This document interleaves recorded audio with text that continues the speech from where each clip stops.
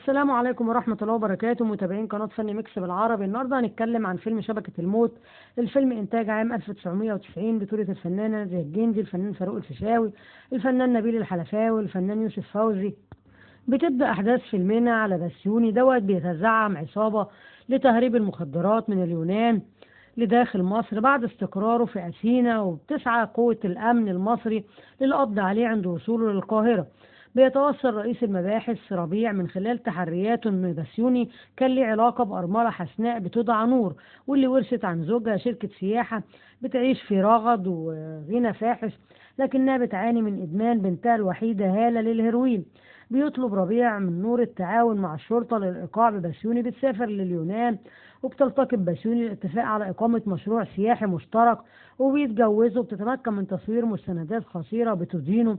وفي تطور مفاجئ، بتتعرض هالة لحادث مما يدفع نور وبسيوني للعودة للقاهرة، حيث بتحاول الشرطة القبض عليه ولكنه بيقاومه حتى يلقى مصرعه. وبتكون مصر هي المقصد لجميع الفنانين اللي بيجوا من جميع أنحاء العالم، علشان عارفين إن مصر منارة السينما. كانوا بيقصدها زمان الفنانين زي فريد الأطرش وأخته أسمهان، زي صباح، زي نور الهدى. فنانين كتير أتوا إلى مصر لينهلوا من النجاح اللي فيها، ولأن هي كانت منبر ورفعة الأفلام وفيها التراث القديم. كانت دائما وابدا بيعملوا الافلام بتقوم على نهج سليم، على تراث سليم. بتكون افلام محترمه ذات قيمه ما بتخجلش منها الاسر اللي بتتفرج عليها، وبتكون نبراس الى الان. افلام قديمه كثيره جميله مميزه زي افلام الفنان الراحل اسماعيل ياسين، انور وجدي، صباح، فريد شوقي، امينه رزق، زكي رستم. افلام كتير، ليلى فوزي، كلها نجوم. محمود المليجي، يوسف بيك وهبي، لمعت في سماء الفن، وكانت بمثابة نور ساطع في سماء الفن. كانت مصر من الدول العربية الساطعة في سماء الفن، ومقصد لجميع كل الفنانين اللي بيجوا يقولوا ويقدموا العمل بتاعهم في مصر، لأن هي كانت مدينة جميلة ودولة جميلة. بتكون الأفلام اللي بتعمل فيها كانت محترمة وكانت عملاقة وجبارة. كان المنتجين لا يألوا إلى جهدهم جهد، بل إن هم كانوا بيبدعوا في الأعمال السينمائية اللي بيقدموها، بيصرفوا عليها الإيرادات العالية الوفيرة وبينفذوها على أعلى وعلى أكمل وجه بكل شيء جميل. هم كانوا لا يبخلوا بجهد ولا وقت ولا فلوس ولا أي شيء. حتى لو كان الفيلم بيعود يتصور منه جزء في الخارج، كانوا بيروحوا بيصوروا. حتى لو جزء قيمة قرابة 5 دقائق، كانوا برضو بيروحوا بيصرفوا عليه والكاست كله بيروح. المشاهد بتاعتهم كانت جميلة، القصة بتبقى عظيمة جدا، كل فنان بيجسد الشخصية، بنحس ان هو كما لو كان هو فعلا البطل الحقيقي للعمل. نهينا على ذلك مثلا من الأعمال اللي قدمها الفنان العندليب الأسمر الراحل عبد الحليم حافظ. سلسلة الأعمال الأفلام اللي قدمها كانت جميلة جدا ومميزة، وبنشعر منه برغم من إنه مطرب عاطفي، إلا إن الأفلام اللي كان بيقدمها كان فيها روح، نحس إن هو كأخ من أفراد الأسرة. الأفلام اللي قدمها شارع الحب، لما حسينا إن هو إنسان فقير بسيط، قدم برضو لما كان مريض وأمه بتدعي له وهو رايح يعمل عملية ومش عارف إن هو رايح يعمل عملية، وأمه فردوس محمد النجمة الراحلة الجميلة القديرة كانت الست العامية الكفيفة، فهو كمان كان رايح يعمل عملية وأمه ما تعرفش. هز قلوب ومشاعر الناس جميعا وهم بيتفرجوا على الفيلم. فديت من الأفلام اللي ليها علامة في السينما المصرية القديمة، وإلى الآن تعرض وبتلاقي نسبة مشاهدة عالية جدا. أفلام الفنان الراحل المونولوجيست إسماعيل ياسين ابن حميد، وعندنا الفانوس السحري. كل أفلامه جميلة جدا ومميزة ولقى استحسان ونسبة مشاهدة عالية، وإلى الآن يعرض الأفلام بتاعة النجم الراحل إسماعيل ياسين. الأطفال بيحبوا يتفرجوا يشاهدوا العمل مرة واثنين ومرارا وتكرارا، توصل لحتى 20 مرة بيتفرجوا على العمل دون كلل من مشاهدة العمل، لأنه هو بيدخل القلب كده على طول، ومعمول بحرص وبتقنية عالية جدا. كان المنتجين في الوطن العربي زمان وخصوصا مصر كانوا بيحبوا يعملوا الأعمال كده زي ما يكونوا مش قاصدين منها إلا هامش ربح بسيط، حتى لو ما كانوش بيكسبوا منها. كانوا بيحبوا يعملوا العمل يكفاية إن هو على اسمهم زي فاطين عبد الوهاب. كلهم كانوا بينتجوا العمل أو بيقدموا العمل، أهم حاجة يكون اسمهم لا يشوب شائبة أو غبار على الاسم بتاعهم. فطبعا وافلام رمسيس وافلام كتير اتقدمت في الوطن العربي وفي مصر خاصة، لقت نسبة مشاهدة عالية، وكانت الافلام مصدر نجاح كبير، والى الان بصمة في السجل المهني بتاعهم وفي سجل الانتاج بتاعهم. فنانين كتير برعوا في تقديم اعمال الشر زي الفنان محمود المليجي، بالرغم من ان احنا بنعرف عنه انه كانوا في المذكرات بتاعته ان هو انسان طيب جدا. علوية جميل برضو، في سناء جميل برضو، فنانين كتير، وحسين رياض الأب الحنون اللي نحس كده إن هو كأب لينا. كل الأعمال ديت، وذكر رستم عرفناه برضو بأدوار الشر والقوة، لما كان بيطلع دور باشا كان برضو بيبقى إنسان قوي وشديد جدا. فنان فريد شوقي تارة يبقى زي رصيف نمرة 5 إنسان بسيط عسكري بسيط قتلت زوجته، وفي طارة تاني بيطلع شرير وقوي زي في أسوار المدابغ، زي الأفلام اللي أعمال بطنية، الشرير القوي. كل الأفلام ديت تركت علامة وبصمة مميزة في تاريخ السينما، وإلى الآن بتحاكى للأجيال، وبيقولوا إن الناس دي كانت عظماء، أعمالهم شهيدة عليهم، نبراس في الأعمال اللي قدموها. بتحاكي دول زي بوليود وهوليود في الأعمال إن دول عرب ودول أجانب، لكن هم سابوا بصمة وتركوا بصمة بتميزهم. الإنتاج لما بيكون قوي بيقدر إن هو يقدم أفلام قوية، فبدأت شركات الإنتاج بتعمل عندها فريق بحث كده عشان بيشوفوا إيه أسباب نجاح بوليود وهوليود وتركيا وكوريا مؤخرا، وتركيا برضو من الأعمال الناجحة عندهم كتير. ناخد جزء نتكلم عنه. فبوليود سطعت نجم في سماء الهند بالافلام الجميله اللي بتقدمها شاروخان وسيف علي خان واميتاب باتشان وكتير نجوم كتير، انوشكا شارما، فنانين كتير ابدعوا في سماء الفن. والنجم شاروخان بالغناء على الموسيقى، اللبس الكلاسيكي اللي بيلبسه، الحاجات الجميله اللي بيقدمها، بيحبوا يجيبوا عن البلد بتاعتهم الانهار الموجوده، نهر الجانجا، بيحبوا يتكلموا عن الاديان اللي موجوده عندهم، المعابد، الورود، الطقوس اللي بتتقدم في مراسم الزواج، أعياد الميلاد، في لما بيكون في مولود، لبس الساري الجميل للعروسة اللي بترتديه، الحلي الجميل اللي ما حدش بيقدر يقلد الحلي بتاع الهنود الجميل، الكليهات اللي بيلبسوها، الحلقان اللي بيلبسوها النجمات في بليود. كل ديت من الأعمال الجميلة. هم برضو بيطلوا علينا بمظاهر حديثة خلابة، مش بيرتدوا اللبس القديم بس، لا ده بارعين جدا في ملابس الكاجوال الجميلة اللي بيطلوا، بل أبهروا العالم كله برشاقتهم. النساء الجميلات الموجودين في الهند، فنانات الجميلات، الملابس اللي بيلبسوها، المايوهات اللي بيلبسوها، الجسم الممشوق الساري الجميل اللي بيبقى على أجسادهم تحفة فنية. كل ديت من الأعمال الجميلة اللي قدمتها الهند وبرعت فيها سلسلة أعمال جميلة. كل فنان بيتميز ببصمة معينة، شاروخان غير أميتاب باتشان غير سيف علي خان غير عامر، كلهم مميزين، كل واحد في مجاله، كل واحد، وديت بتبقى نقطة السطوع ان كل واحد مثل نفسه بس، وبكده كل واحد بقى ناجح، محدش بيتشبه بالآخر، مش يشوفوا ده نجح في ايه بيقلدوه، لا، فكرة التقليد مش موجودة عند فنانين بوليود الهنود، كلهم مميزين في مجالهم، وكده سطعوا في سماء الفن وكانوا نجوم مميزين بارزين جدا وذو علامة مميزة وواضحة جدا. الأعمال الهندية كثيرة لا تعد ولا تحصى اتقدمت، والقصص الهندية هي في الجمال وروعة. كل قصة بتشد المشاهد إن هو يقعد ويتابع إيه اللي حصل في القصة، وبيطلع من الفيلم اللي اتفرج عليه بعبرة وعظة جميلة جدا، بيطلع فاهم إيه الموضوع وإيه اللي حصل، ولو عمل إيه هيحصل إيه، ولو اتعمل إيه هيحصل إيه، فبيطلع من الفيلم كأنه بياخد درس كده. وديت بتكون هي اللي شجعت الناس إن تتفرج. هم عرفوا يكسبوا قلوب الناس ويشدوا أذن الناس إن هي تتفرج على أعمالهم. القصص الهندية لما بيجي حد يحكي لحد حاجة يقول له إيه يا عم هو ده فيلم هندي، من القصة بتبقى جميلة ومميزة، وبيطلع منها المشاهد والمتلقي بعبرة وعظة في آخر العمل. هم بكده سابوا بصمة مميزة وحلقة وصل بينهم وبين المشاهد، وقدروا يشدوا المشاهد لملعبهم، والمشاهد يتابع كل أعمالهم الجميلة البراقة ذات الرونق الجميل اللي جذب المشاهدين جميعا.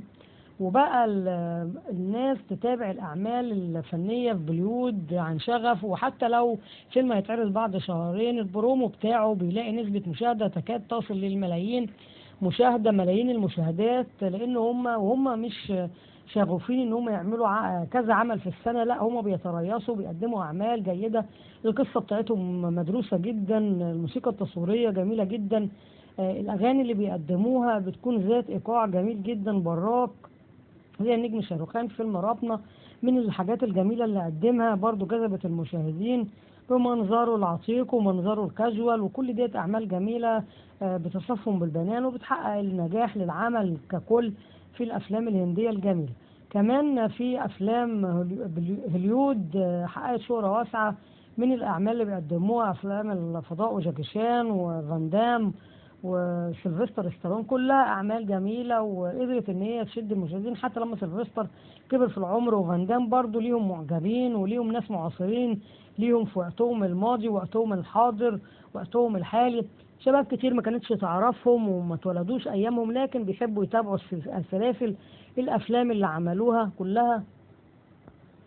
افلام هوليوود كلها جميله ومشوقه وبيتصرف عليها مبالغ كتير جدا في السيارات اللي بتتحرق والاعمال الجميله اللي بيقدموها. كمان تركيا ظهرت بمسلسلات تركيه جميله جدا، والاتراك خصوصا ظهروا بلدهم في صوره حضاريه مميزه، من شواطئ، من يخوت، من عقارات فارهه، من فيلل فارهه. كل دوت كانوا سفراء بالفعل لبلدهم، ان هم قدموا البلد في ابهى صوره واجمل صوره. المسلسلات التركية غزت البيوت وغزت الاماكن كلها، والكل بيتفرج عليها.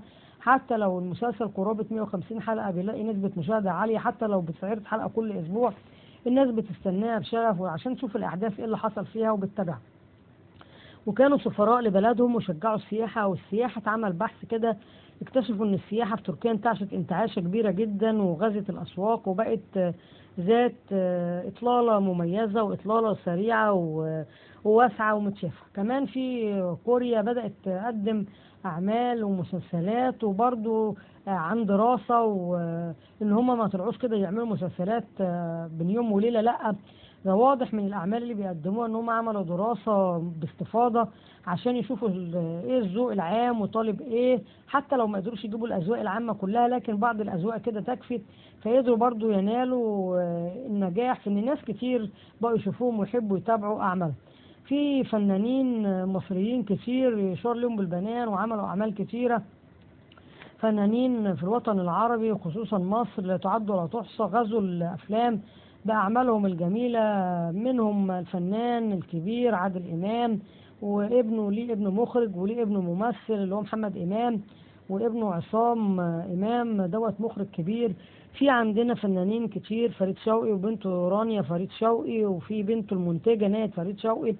فريد شوقي قدم أعمال كتير، المعلم والموظف زي الموظفون في الأرض، وقدم أعمال كتير ظهر فيها ونحقق نسبة مشاهدة عالية. ودوت كان وحش الشاشة العملاق الكبير الراحل فريد شوقي. في أنور وجدي وقدم أعمال كتير جميلة جدا، وكان بينتج أفلام كتير جدا. وأنور وجدي ما يختلفش عليه اتنين إن هو كان وسيم وبيقدم أعمال جميلة زي فيلم ذهب كان جميل جدا وحاز على إعجاب المشاهدين، وفيلم عنبر مع الفنانة وكانت زوجته ليلى مراد. قدم أعمال جميلة جدا حازت على إعجاب المشاهدين وتابعوها، وكان فنان جميل إلى الآن يعرض له أي فيلم وبلاقي نسبة مشاهدة عالية جدا. في محمود المليجي اشتهر بأدوار الشر وكان ممثل محترم وجميل، بالرغم من أنه كان طيب، لكن كان الدور اللي بيليق عليه والقالب اللي دايما يوضع فيه هي أفلام دور الشر، وكان ناجح جدا ابن الشيطان وبيطلع في أفلام كتير حازت على إعجاب المشاهدين والجمهور. كان مميز جدا، وفي مرة طلع برضه بدور شيطان وكان نجح فيه ببراعة. طبعا في كمان الفنانة ليلى مراد عملت الأفلام الاستعراضية الجميلة عنبر والأفلام الحلوة اللي قدمتها وحازت على إعجاب المشاهدين، بالرغم ان هي أفلام استعراضية غنائية لكن كانت برضو ممثلة رائعة.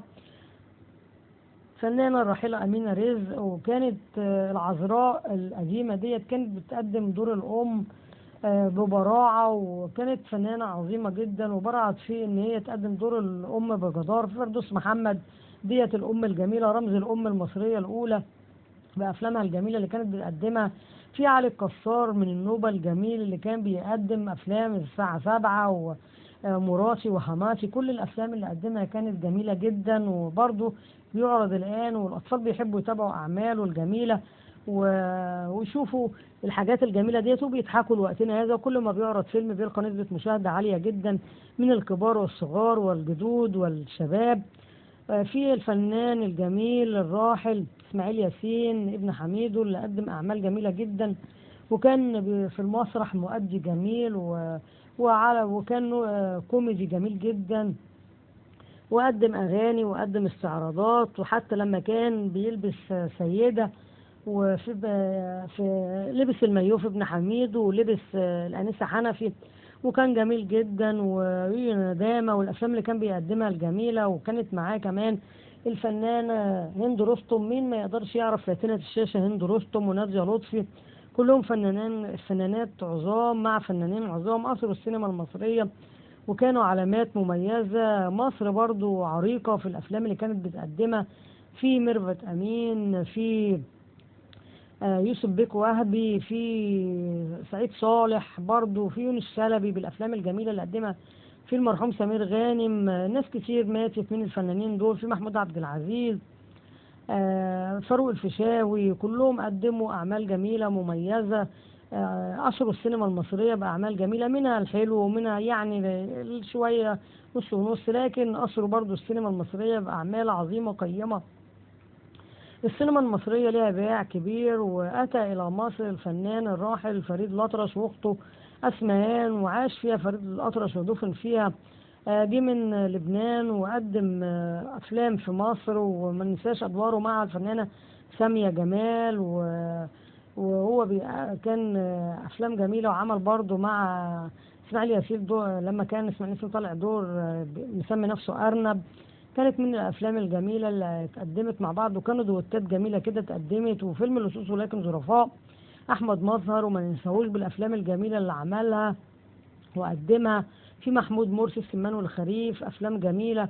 في فيلم زوائل المداء حسن يوسف، ما ننساش أعمال حسن الفنان جميل حسن يوسف، دكتور شمس البارودي، زوائل المداء الفنانة شادية الجميلة. الفيلم كان من الأفلام الجميلة اللي علامة من علامات السينما المصرية. ومعاهم حسين رياض اللي كان بيتكلم بالإنجليزي وبيتكلم عن نفسه إنه هو مدرس إنجليزي واستغنوا عنه، وفي آخر الفيلم قال ذا إند، وكان بيحب كل كلمة ينطقها بالعربي وبالإنجليزي. وكانت الفنانة شادية في الفيلم اللي كان هو عباس بيحبها، عباس الحلاق، وهي كانت بنت متطلعة ونفسها توصل وعايزة تخرج من الحارة، الست اللي ربتها عائلة راتب وهي عايزة تخرج من الحارة عشان تعيش حياتها كده وتشوف النور وتلبس أحلى لبس وتاكل أحلى أكل. كانت عايزة تعيش حياتها وتخرج تنسلخ من جلدها. حميدة المتطلعة اللي عايزة تخرج من الحارة، حتى كانت عايزة تتجوز الراجل صاحب الوكالة اللي كان دايما بيعمل صواني البرام بتاع الفريق وعايزة تتجوزه. ولما وقع وبرك على الأرض قعدت هي والست اللي ربته تقول لها يا سوء حظك يا حميدة انت مالكيش حظ، وبدأت تخرج. يوسف شعبان خدها ان هو يستغلها وشغلها في الكباريه ترقص. وكانت الفيلم ده من العلامات المميزة في السينما المصرية، زي رصيف نمرة 5 كده، زي شارع الحب، من الأفلام الجميلة المميزة. سر طاقية الإخفاء الفنان عبد المنعم إبراهيم الجميل، ما نقدرش ننسى الأفلام الجميلة ديت. سر طاقية الإخفاء مع زهرة العلا وعباس الزفر، الفيلم برضو الجميل اللي هو مع محمود المليك، الراجل المتزوج الست السمينة وعايز يتجوز البنت الرفيعة ديت يا زهرة العلا في شبابها، من الأفلام الجميلة. وسر طاقية الإخفاء برضو من الأفلام الجميلة اللي من علامات السينما الجميلة الموجودة لوقتنا هذا، وكل ما يعرض بنتابعه وبيتفرج عليه شباب وصغار وكبار، كلهم بيتابعوا الأفلام الجميلة ديت لأن هي موجودة في تاريخنا، تاريخ السينما. والأولاد ما لهمش قديم وحديث، بل بيحبوا يتابعوا أي عمل لأنه جميل. يبقى اتفقنا إن أي عمل جميل بيلاقي نسبة مشاهدة عالية، حتى لو من الأجيال المعاصرة الحديثة مش القديمة أو الناس الدقة القديمة، كلها أفلام جميلة بتعجب المشاهدين وبيتابعوها. لما بيكون العمل راقي ومتقدم بطريقة جميلة ومميزة بيقدر ان هو يشد الجمهور ويتابعوه، لانه بيكون مميز وجميل وليه صدى واسع من الشهرة وحقق نجاح. لان افلامنا بتكون جميلة ومميزة. في الفنانة مديحة يسري، في نبيل عبيد، قدموا اعمال جميلة جدا لما كانت الست مديحة يسري ربت نبيلة عبيد وخدتها من أمها اللي هي كانت شغالة عندها الفنانة تحية كاريوكا، وربتها وطلعتها ظابط. ولما نجيب سيرة الجميلة تحية كاريوكا الاستعراضية اللي قدمت لعبة الست، الفيلم الجميل اللي كان مع الفنان العظيم نجيب الريحاني وبرع هما الاثنين، وقدموا سيمفونية رائعة. لعبة الست من الأفلام الجميلة اللي كل ما يعرض بيلاقي نسبة مشاهدة عالية. البنت لعبة من أسرة إبراهيم نفخ وثانية جنح. الفيلم الجميل اللي كانت هي بتهوى الرقص وبترقص، واتجوزت الراجل البسيط دوت اللي بيبيع في محل بوابير الجاز وإبر الجاز بتاع إيزاك عنبر، وهو حبها وشافها بنت لهلوبة كده، وهي حبته وهو بسيط بياكل زبدية اللبن بلبست الجزمة، وحبته وأعجبت بيه، وهو اتجوزها وهي حبت إن هي تكمل في طريق الرقص. وكان الفيلم من الأفلام الجميلة اللي كل ما يعرض بيلاقي نسبة مشاهدة عالية من شباب وأطفال وشيوخ. فيلم لعبة الست من علامات السينما بجد، لأنه هو فيلم بيخش القلب وبيعرف الناس إن البنت ديت حبت العمل كراقصة، وأمها كانت بتطمح للغناء وعايزة تستغل بنتها في الرقص، وتعرفوا على راجل في بيروت وهو كان بيحب زوجته وخلاها تسافر عشان بيحبها، وكان بيقول لها ما تخليش حد يبوسك. امها كانت بتستغلها ومش معرفين الراجل اللي من سوريا ان هي متزوجة او اللبناني اللي هو بشارة وكيم، علشان يستغلوها وياخدوا منه ساعات وخواتم. الخاتم ده حلو، الساعة دي حلوة. الراجل طلع عنده اصل بالرغم انه هو مش مصري، ولما عرف ان هي متزوجة والراجل اللي كان بيقعد يفرق الفلوس دوت على شمبانيا وعلى ما شابه ذلك قال ده جريح يحبة فؤادي عشان بيحبها. انا ما اتجوزش واحده كانت زوجها خلعت زوجها اللي يهون عليها تبيع زوجها الاولاني تبيع زوجها الثاني، فهي طبعا حبته وهو بسيط. ولما اغتنى قالت ان هو يستاهل لانه هو انسان غني باخلاقه جميل جدا، لان لما الراجل اتنازل له عن المحل وهو خد المحل لقى انه هو انسان كويس والراجل وثق فيه، وفعلا بقى يعمل صفقات كده تكسب المحل، وبفعل قدر ان هو يشتري المحل. فيلم لعبة الست من الافلام الجميلة المميزة في علامات السينما وما زال الى وقتنا هذا يحظى بنسبة مشاهدة عالية. افلام كثيرة حققت نسبة مشاهدة عالية وكانت منار في تاريخ السينما. افلام كثيرة حققت وكانت بتدرس وتقدم حاجات رسائل قيمة للجمهور، وبتناقش قضايا مهمة جدا للمجتمع زي أريد حلا لفاتن حمامة، زي أفلامها. قدمت أفلام كتير جميلة وعظيمة. الفنانة الجميلة فاتن حمامة هي كانت إنسانة محترمة وفنانة محترمة وعلى خلق، وبتقدم أعمال جميلة جدا حققت نجاح ونسبة مشاهدة عالية.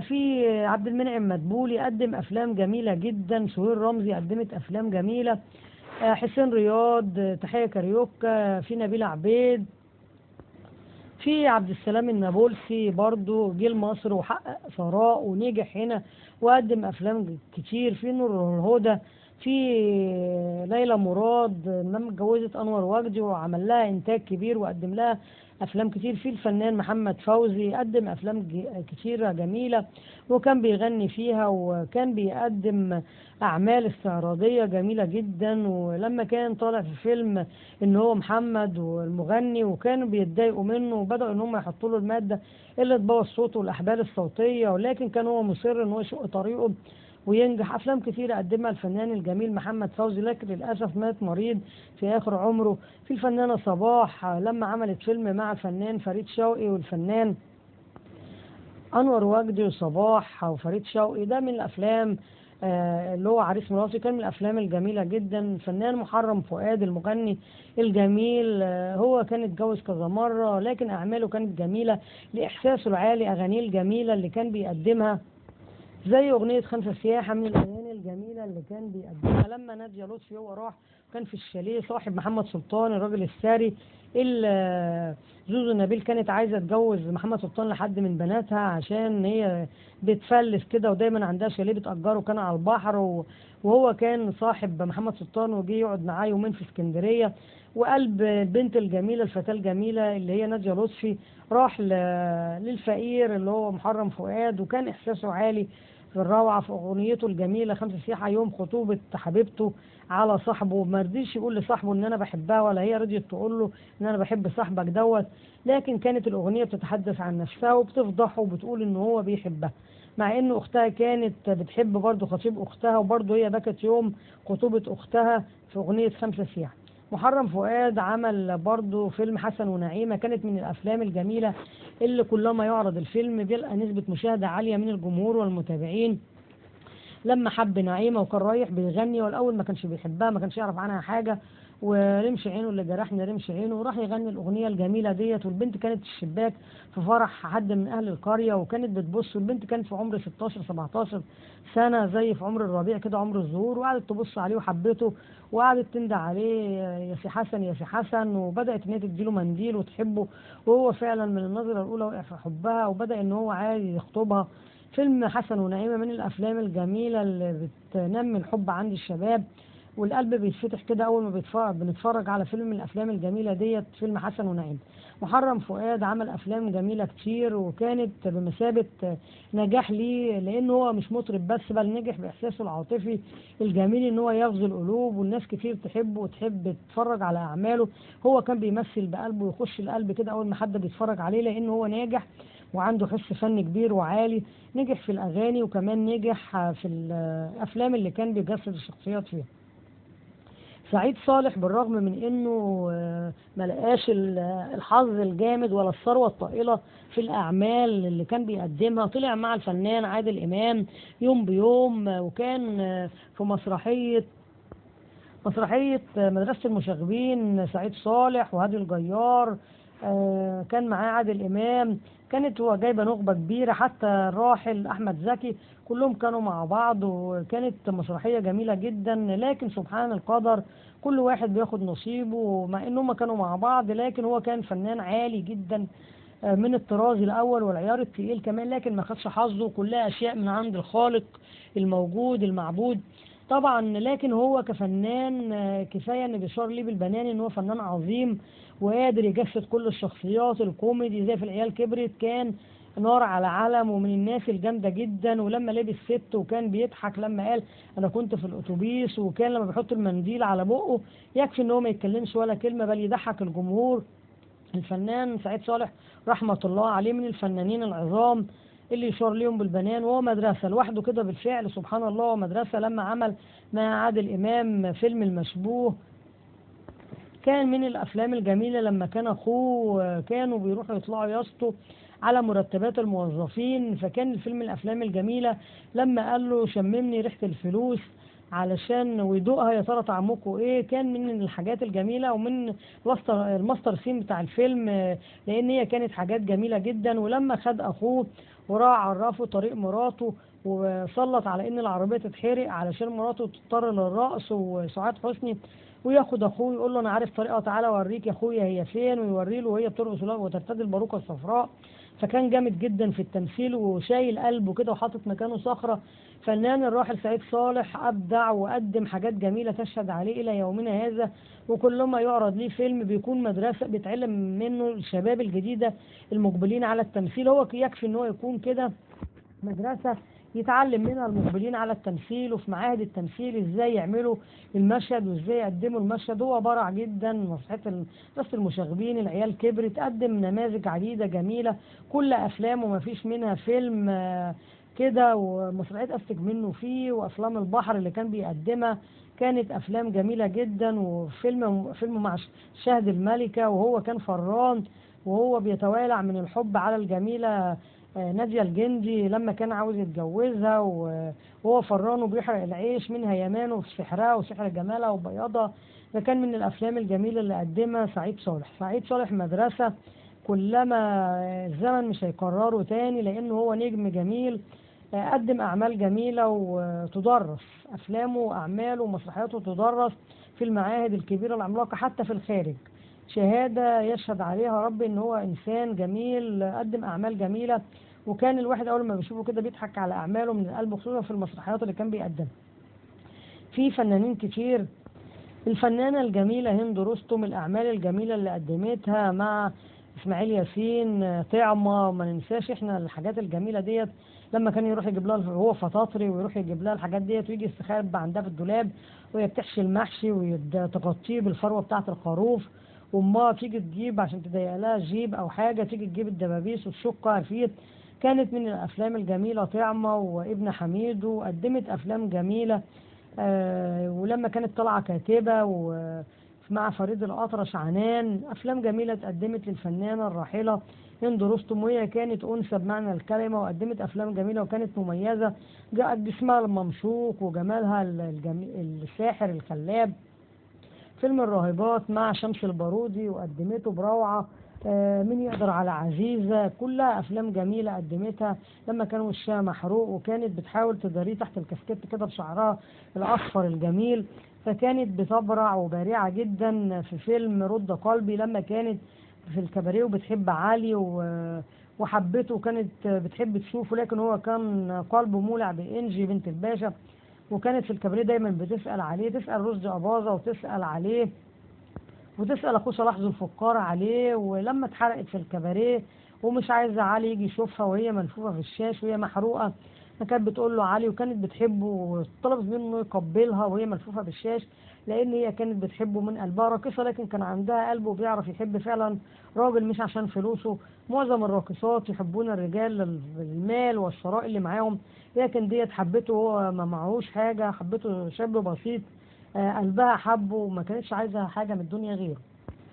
الفنان الجميل حسن يوسف، الشاب الجميل اللي كان دايما مع الفنانة سعاد حسني، وعمل مع الزواج على الطريقة الحديثة وعمل مع نجاة 7 أيام في الجنة، في أفلام جميلة. والفنانة الجميلة نجاة برعت معاه في تقديم الأفلام، وكانوا قابل كده مع بعض.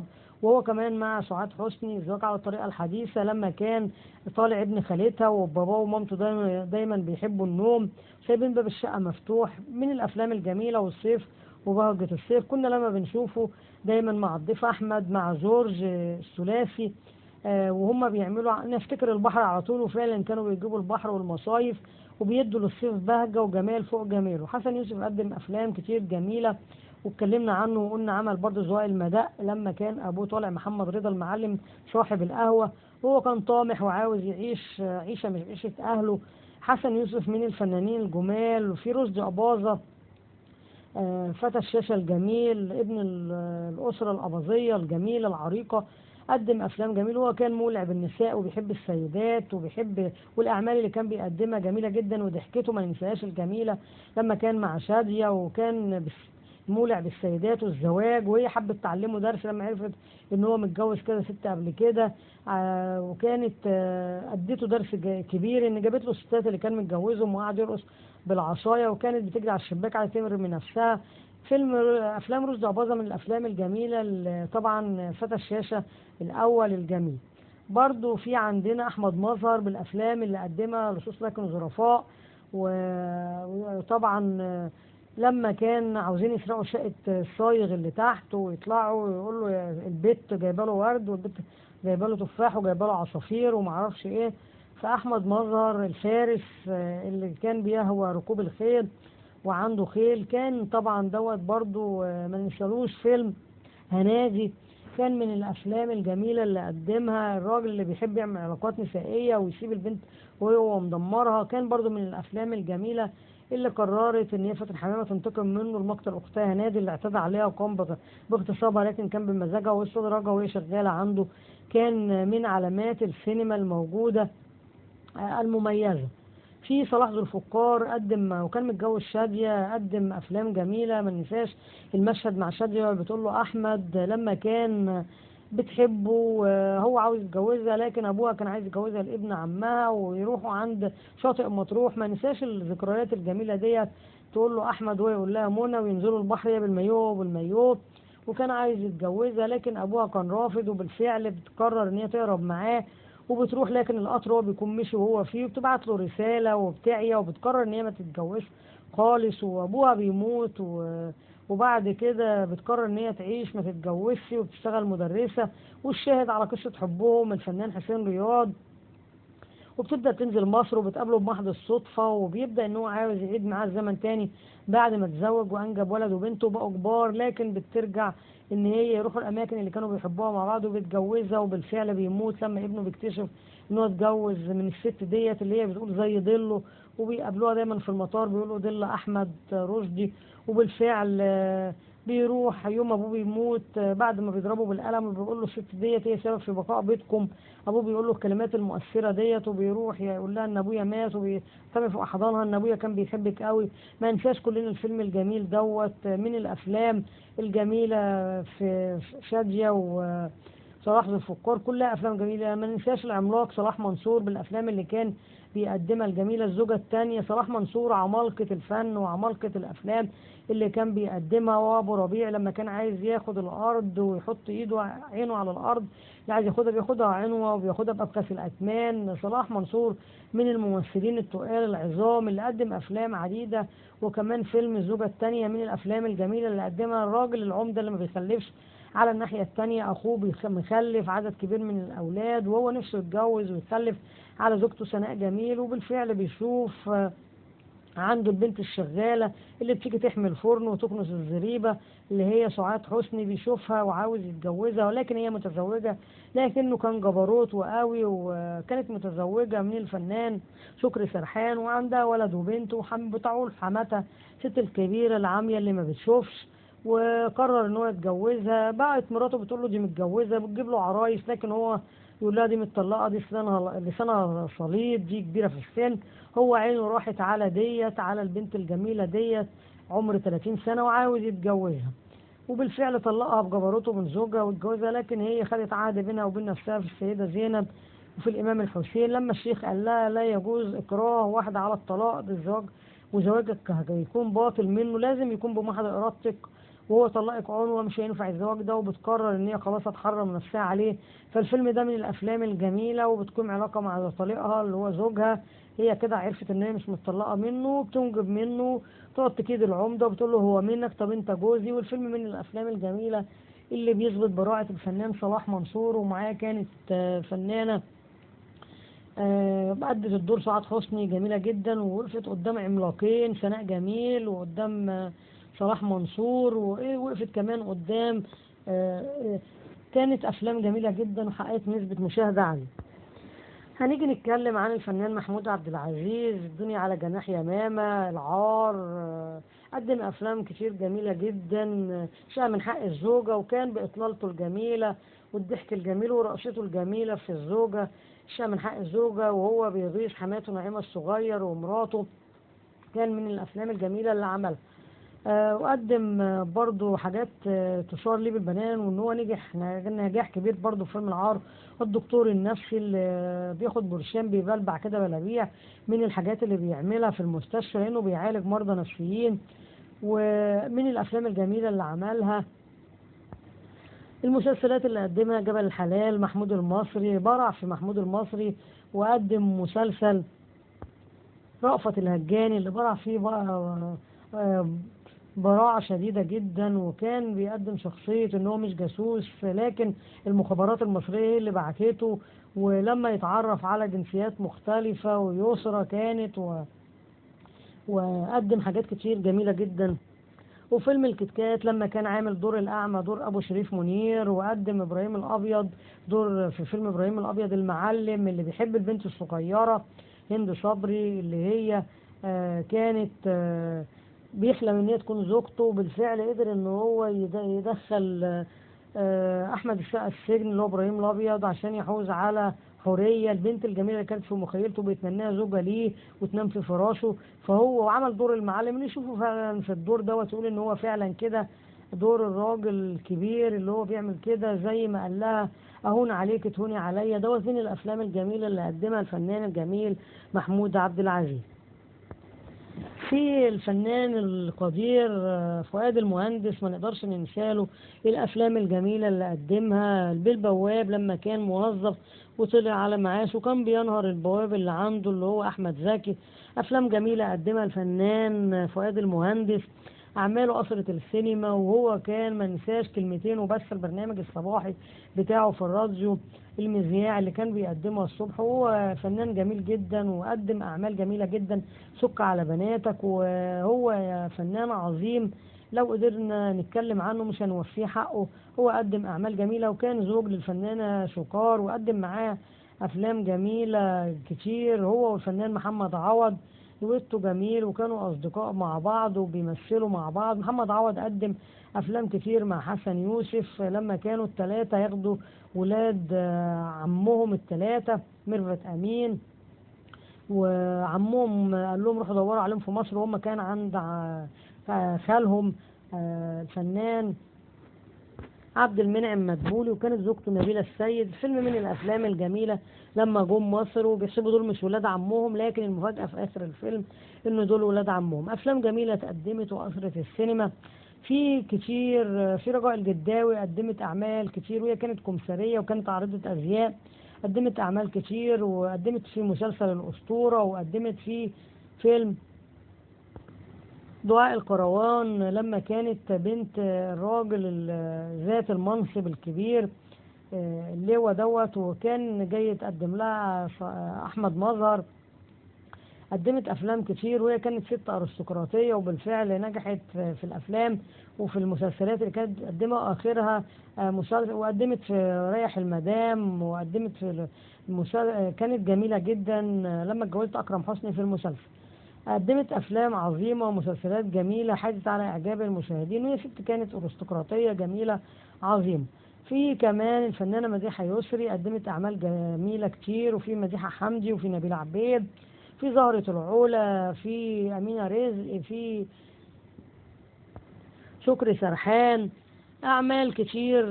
في عبد الوارث عصر، في نجيب الريحاني، في نعيمة عاكف، في من الجيل الحديث أحمد السقا، في كريم عبد العزيز، في محمد هنيدي، أحمد حلمي، أشرف عبد الباقي.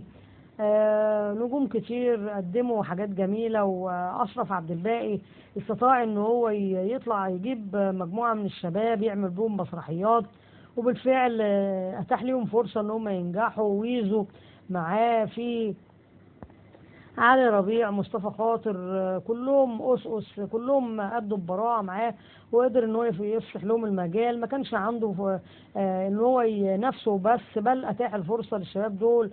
في عمل أشرف عبد الباقي راجل وست ستات، حلقات كتير مع لقاء الخميسي، زيزي مصطفى، من البنت الصغيرة منا عرفة، في انتصار.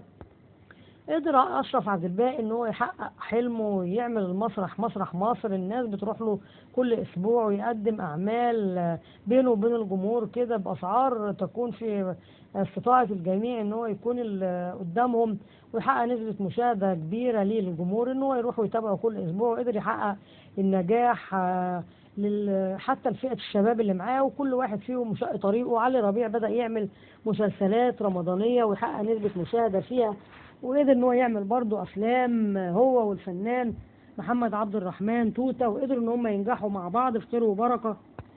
وقدم عمر ودياب مع برضه محمد عبد الرحمن. محمد عبد الرحمن من الفنانين الجمال اللي اول ما يطل علينا باطلالته بنضحك ونفرح بمشاهدته، لانه هو افيهاته جميله، ونحس ان هو واحد قريب كده من الاسره واخونا او ابن عمنا، وان كلماته مش مفتعله، وان افيهاته جميله وعميقه، وبيقدم الضحكه بتبهجنا وبتبسطنا. ممثلين كتار قدروا ان هم يقدموا اعمال جميله ويسعدونا. في ريم مصطفى، في لقاء الخميسي، في ميرنا نور الدين، كلهم فنانات بدأوا يعملوا أعمال ويتقدموا مع بعض في أعمال جميلة. برضو في هاجر أحمد بيقدموا الأعمال كمسلسلات كده زي سابع جار، وزي البنات، زي المطلقات، كلها أعمال جميلة بيتجمعوا فيها وبيقدموا نموذج جميل بيتابعوا الجمهور والمشاهدين.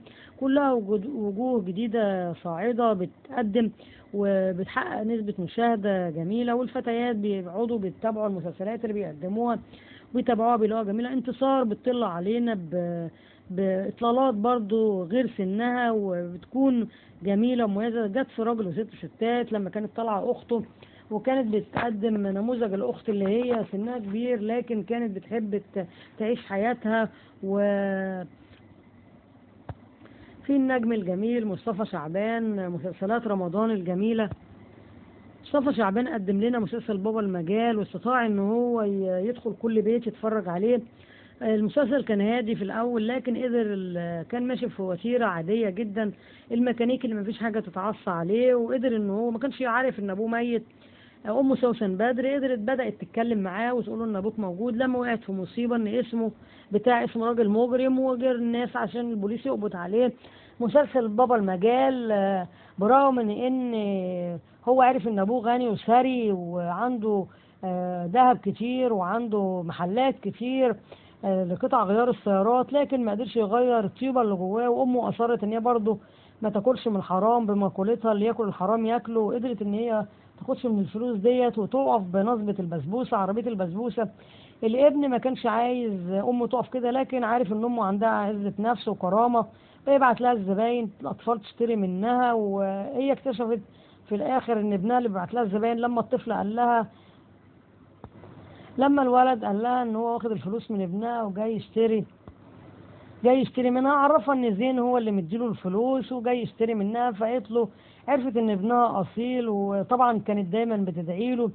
زين قدم اللي هو مصطفى شعبان مسلسل جميل حاز على اعجاب المشاهدين. وحب البت هادية، البنت اللي هي كانت بالسعودية اللي عايزة تاخد بالطار منه، لكن البنت اللي كان عامله ان هي بتحبه عشان الفلوس ديت هي اللي ادت امه حقنه السكر علشان تموتها. فكانت ربنا اختار له الاحسن، واختار له ان البنت ديت حبته بجد. الفنان محمد رمضان قدم اعمال كتير، ابن حلال، الاسطوره، وكلنا ما ننساش فيلم الالماني. والافلام اللي قدمها كتير بتعجب البعض والبعض ما بيحبهاش، نختلف او نتفق عليه، لكن المسلسلات اللي بيقدمها هو شعبي وما بيلاقيش غير في الشعبي. والمسلسلات اللي بيقدمها بتلاقي نسبة مشاهدة عالية. سبحان الله، هو بيخش قلوب ناس كتير بتحب أعماله، تقرر إن هي مش هتتفرج له على حاجة لما بيستفزهم بأي حاجة بيعملها، طيارة أو فلوس أو بسين أو أي حاجة. لكن سبحان الله، أول لما بيتعرض له مسلسل بنلاقي الناس بتتفرج في رمضان، زي جعفر العمدة اللي كان تكالب الناس على وقت المسلسل، الشوارع فاضية كلها بتتفرج على جعفر العمدة. محمد رمضان سبحان الله محظوظ ما شاء الله، ودايما مسلسلاته طرقعة كده ونجم ساطع وبيحقق نسبة مشاهدة عالية.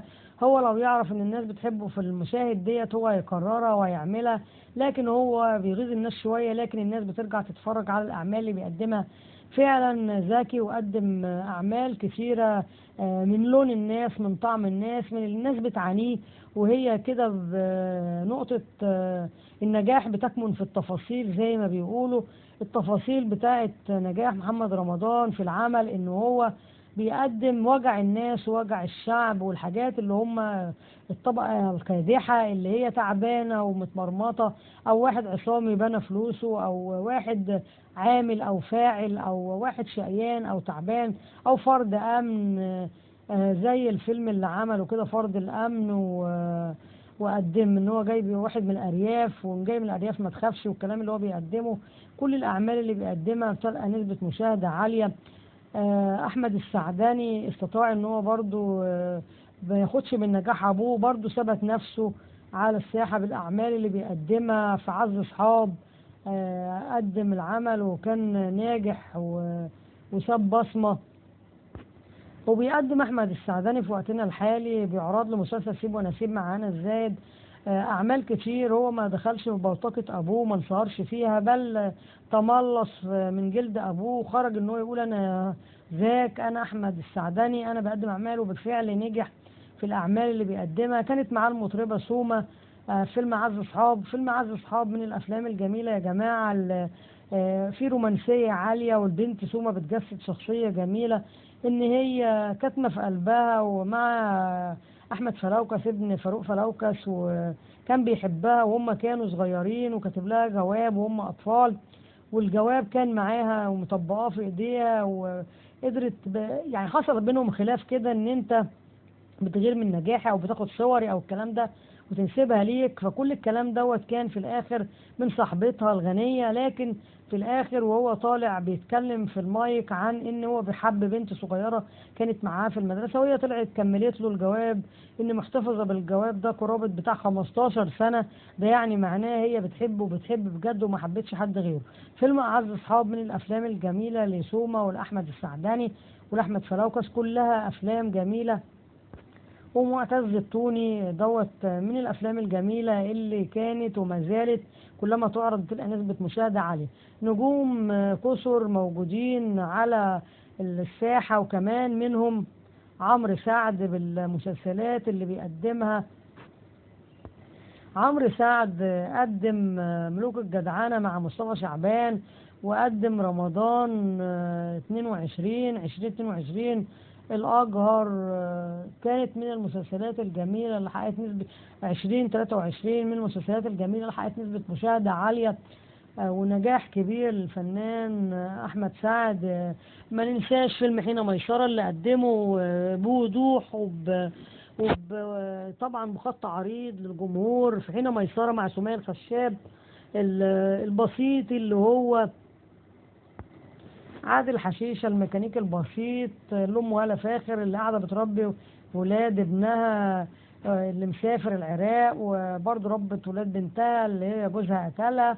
وعادل حشيشة اتعرض للبنت اللي كان بيحاول ينقذها من واحد وخطفها بعربية، وبعد كده جت عاشت عندهم في البيت. وناهد اللي هي سمية الخشاب اللي من الأرياف واللي حملت منه وجت تقول له، قال لها لو ربنا كرمني اللي في بطنك هيكون ابني، لما كرمنيش لا انا اعرفك ولا اعرفه. وفعلا رمت ابنها في اتوبيس المحافظات، وجيت تدور عليه ما لقيتهوش. والولد برضه اصبح من ولاد الشوارع وقرر نفس القرة بتاعت والده ووالدته، وفي مصيرهم في الاخر واشتغلت رقاصة. وفي الاخر الولد برضه متشط على ظهر القطر اللي ابوه وامه فيه. دي مفارقة جدا ما تحصلش الا في العشوائيات. في فيلم حين ميسرة من الافلام هو مر جدا، لكن بيحاكي قصة العشوائيات واللي حصل فيها للمخرج خالد يوسف. طبعا أحمد سعد قدم أعمال كتير، بيحاول إن هو يكون شاب عادي، ممكن يكون طالع معلم، ممكن يكون طالع في الصعيد، لكن شئنا أم أبينا هو بيقدم نماذج كتير. في نضال الشافعي يقدم أعمال كتير. في الفنان ياسر جلال ساحرة الجنوب ما نقدرش ننساه، ابن الراجل الغني اللي عرف ان امه مع ابو عوف ديت مش امه، بل امه هياتم الست البسيطه اللي بتبيع حاجات محل كده قمصان وجلاليب وعبايات. وحب البنت ديت حوريه فرغالي اللي هي ساحره الجنوب. مسلسل ساحره الجنوب من المسلسلات الجميله اللي برضو عجب المشاهدين. ياسر جلال قدم مسلسلات كتير، ظل الرئيس وظل راجل، مسلسلات كتير قدمها الفنان ياسر جلال. والفتوة مع مي عمر، وعلاقة مشروعة مع مي عمر برضو التاني. ومي عمر قدمت برضو أفلام كتير ومسلسلات كتير. ما ننساش دورها في لؤلؤ، جوزها عامل لها رتم عالي بيقدمها في صورة مبهجة. لؤلؤ كانت من المسلسلات الجميلة. ودورها في علاقة مشروعة اللي هي الزوجة في السر اللي كانت متجوزة صاحب ياسر جلال، لكن هو اتجوزها في السر بعد ما زوجها طلقها وخد لها فيلا، وبعد كده مراته بتقتلها في الآخر. فكان من المسلسلات الجميلة اللي اتقدمت بشكل جميل وحازت على إعجاب المشاهدين. ما ننساش الفنان الكبير محمد سعد في الأدوار اللي قدمها الجميلة وسبب وش السعد عليه. فيلم الليمبي واللي بالي بالك والليمبي 8 جيجا، قدم أفلام كتير جميلة جدا وحازت على إعجاب المشاهدين.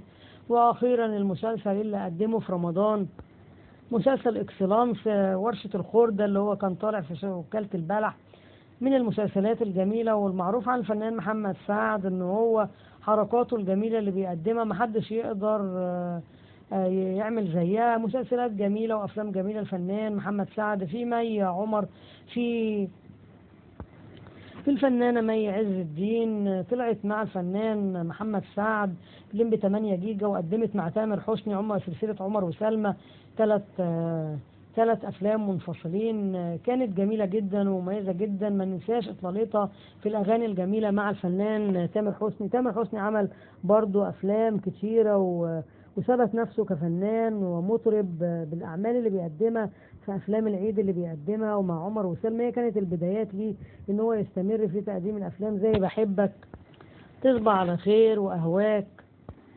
والبدلة مع أكرم حسني. ما ننساش الفنان أكرم حسني الجميل. لما عمل فيلم البدلة مع الفنان تامر حسني كان متقدم برونق عالي جدا، وبقوا بمثابة أصدقاء. والفنان أكرم حسني لما كان بيطلع على MBC في أبو حفيظة وعلى موجة كوميدي العاشرة مساء قدمه، وهو كان جايب إطلالة محدش يقدر يعملها. أكرم حسني من الفنانين الجمال اللي ليه كاريزما خاصة بيه. قدم أعمال جميلة وزي في ريح المدام لما كان متجوز الفنانة رجاء الجداوي في العمل. قدم أعمال جميلة مميزة. نيجي للفنان محمد رمضان لما قدم مسلسل الأسطورة، قدمه ببراعة وشخصيتين، أخوه رفاعي الدسوقي ونيجي ناصر الدسوقي، شخصيتين هم صعبين جدا، شتان بين الشخصيتين. المتعلم اللي هو في كلية الحقوق والبتاع الحدادة ورشة الفرجيه اللي بيعمل فيها كراسي والترابيزات والشبابيك الحديد والسور الحديد بتاع البلكونات، كل شيء يخص بالفرجيه، أعمال الحدادة. رفاعي الدسوقي اللي بيعول الأسرة، يعول أمه، بيصرف على دراسة أخوه في كلية القاهرة، جامعة القاهرة. تمارا اللي بتحب ناصر، بس تمارا قرفت لما راحت بيت ناصر وشافته. ياسمين صبري لما راحت البيت شافت أمه وراحت حكت لأمها وقالت لها ست ما نجيبهاش خدامة عندنا يا مامي، وكمان ريحة البيت كده ما عجبتنيش، أنا اشمئزيت لما شفت الناس ديت. فسبحان الله يعني ما حبتش ناصر، لأن اللي بيحب حد بياخده على عيبه، بيحب عيلته، لكن هي ما حبتوش. وبالفعل هي ندمت لما سابت ناصر، لما ناصر حب يثبت لها بعد موت أخوه واشتغل في شغل أخوه حقق مكاسب طائلة، حب يثبت لها أنا ناصر أهو اللي في يوم رفضتيني أنا خليكي تبكي دم على إنك سبتيني. وبالفعل قدر إن هو يبكي تمارا إن هي سابته، ولما جات له وقالت له أنا اتطلقت يا ناصر، راح مقطع الصورة وخلاص هو ما بقاش عايزها، لأنه عارفها على أصلها إن هي ما عندهاش أصل، بتحب الفلوس ما بتحبش الشخص. فكان مسلسل الأسطورة من المسلسلات الجميلة اللي موجودة كبصمة. شئنا أم أبينا رفض بعض الجمهور أو كان مؤيد ليها إن هو مسلسل ناجح، وقدر النماذج يا جماعة الموجودة في المجتمع كتيرة مثل النماذج ديت. النماذج كلها مش المدينة الفاضلة، مش هي المحترمة، مش هي اللي ما فيهاش حاجة غلط. كل مجتمع وفيه خطيئة، وكل مجتمع وفيه ناس كويسة وفيه ناس سيئة. فطبعا مش هنقول كل المجتمعات المدينة الفاضلة، لأ، من منكم بلا خطأ فليرميها بحجر، في منا أخطاء وفي منا ناس كويسة ماشية على الطريق الصحيح. طبعا الأعمال ديت يا جماعة ديت نماذج بتتقدم للمجتمع من أجل أخذ العظة منها، مش من أجل ده بيشرح إن هو المجتمع كده كله، لا، في مجتمع كويس، في مجتمع فيه شيوخ، في مجتمع فيه ناس سيئة، في مجتمع فيه ناس صالحة. طبعا الفنانين قدروا إن هم يجسدوا الشخصيات ديت. في فنانين كتير قدموا أعمال كتير، حتى كريم عبد العزيز ابن الفنان محمود عبد العزيز قدر ان هو يجسد شخصيات كتيرة، وقدر ان هو يطلع في مسلسلات زي شقة فيصل، قدر ان هو يعمل ان هو كأنه مطرب وجه مصر وبقى، وكانت معه ايتن عامر البنت الشعبية اللي اختها متجوزة ابوه اللي هو الفنان، متجوزة نسرين امين ديت كانت متجوزة صلاح عبد الله وهي اخت ايتن في المسلسل، وقدرت ايتن ان هي تتجوزه وتخليه يحبها ده في اخر المسلسل. فعندنا كريم ابن محمود عبد العزيز قدر ان هو يجسد شخصية جميلة في شقة فيصل، ونحس ان هو كده انسان بسيط، لما بيحسسنا بالألم كده ان هو بيعاني، فعلا بيعاني. في كريم عبد العزيز وقدر ان هو يعمل كريم محمود عبد العزيز مع كريم عبد العزيز فيلم بيت الروبي، وقدر الفيلم يحقق نجاح كبير مع بعضهم. لما كان اخوه جاي ياخد الميراث، ياخد منه الميراث والكوافير ومش الكوافير، وجاء عاش عنده في بيت كريم محمود عبد العزيز. جه كريم كان ما بيخرجش ولا حاجة عشان حست مراته الدكتورة اللي ماتت تحت ايدها واحدة وهي بتولد، وبعدوا عن السوشيال ميديا وراحوا عاشوا في مكان ساحلي، لكن جم بحكم الظروف عشان ياخدوا ميراثه من اخوه، وكده انخرط في واقع الحياة العامة، وبدأ إن هو يخرج تاني. الشيء اللي خايف منه قدر سبحان الله يعمل فيديوهات في السوشيال ميديا عن إن هو كان بالصدفة كده بينهر ابنه، والفيديو أونلاين للناس، وبقى يجيب مشاهدات فلكية وترند، وبقى الموضوع حبه هو وبقى يرجع ليه، وعرف قدر إن هو يخرج للعالم دوت. لكن العالم صدمه تاني، ان بقى الناس تقول ده دوت اللي مراته موتت واحده تحت ايديها، انتوا طالعين تعملوا ايه، انتوا ابعدوا عننا احسن. وفعلا كده كان هيبعد تاني عن العالم دوت. وابنه كان واحد بيضربه في المدرسه، لما عرف عن ابوه ان مراته مامة الولد دوت ماتت واحده تحت ايديها وهي بتولد. لكن ومرات اخوه بتولد في العربيه، قدرت اللي هي طار عماد كانت بتلد، وقدرت الدكتور اللي هي نور اللي هي مرات اخوه تولدها. وبالفعل بكده ثبتت ان بولدها هي مش في مستشفى ولا تعقيم ولا حاجه، وكده كسبت الثقه في نفسها تاني اللي هي نور، وقدرت تولد سلفتها اللي هي طار عماد في السياره بدون امكانيات بدون اي حاجه، كانت معايا دوبك حاجات بسيطه في شنطة ايديها، وقدرت ان هي تولدها. وبكده رجعوا تاني للعالم بتاعهم، عالم السوشيال ميديا، لان ممكن يحصل الوفاة لاي حالة تحت ايد الدكتور لو هو جراح عالمي، لو هو اعظم دكتور في الدنيا. هي ارادة الله في الاول وفي الاخر، ملوش عمر خلاص، حتى لو هو تحت ايد اعظم دكتور خلاص نفذ قضاء الله، وبكده الحالة بتموت. فيلم بيوت الروبي هما الاتنين مع بعض شتان سبحان الله، كريم عبد العزيز وكريم محمود عبد العزيز، الاسمين على اسم واحد يفرقهم هو بس اسم محمود الراحل اللي هو ابو كريم. فطبعا الفيلم نجح نجاح كبير، ودوت بيكون منبئ بان هم يعملوا اعمال تاني مع بعض. كريم عبد العزيز عمل فيلم الفيل الازرق وثبت نجاحه فيه جدا. كريم عبد العزيز فنان تقيل جدا وبيقدم اعمال كتيرة، وقدم فيلم النادي السري مع ماجد الكدواني، وهو فنان تقيل وفنان عظيم وقدم أعمال كتيرة. ومسلسل الزيبق برضه من الأعمال الجميلة اللي قدمها كريم عبد العزيز. هو فنان تقيل وفنان مميز، وقدر نحقق نجاح كبير ويدي بصمة لنفسه ويدي نجاح وكاريزمته الخاصة اللي بيطل بيها على العالم بتاعنا اللي هو بيتابع الفن، وبيقول بيثبت نفسه بجدارة، وبيقول للعالم أنا موجود، أنا قدرت إن أنا أحقق نفسي وأثبت شهرتي وأدي للعالم إن المصريين فيها، مصر كمان فيها فنانين أقوياء بيقدروا إن هم يقدموا أعمال كتيرة جيدة. أحمد سلام قدم سبحان الله كوميديان جميل، طلع علينا وأطل وهو مبهج، وفي مع الفنان محمد إمام في فيلم، عمل في فيلم مع محمد إمام جحيم في الهند، ولما حب الغوريلا وقعد معاه وأكنها أنسة كده وعمال بيداعبها. وشهرته في سيجوني مع فنان أحمد مكي في مسلسل الكبير.